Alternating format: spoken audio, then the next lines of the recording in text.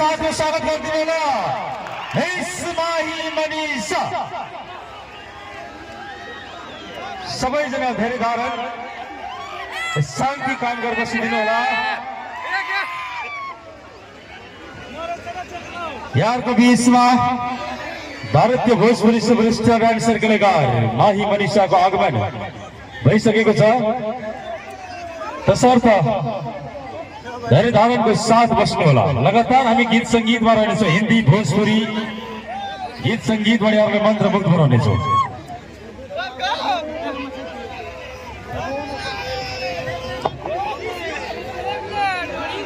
सबसे पहले आप सभी को माही मनीषा की तरफ से नमस्ते। कैसे हैं आप सब?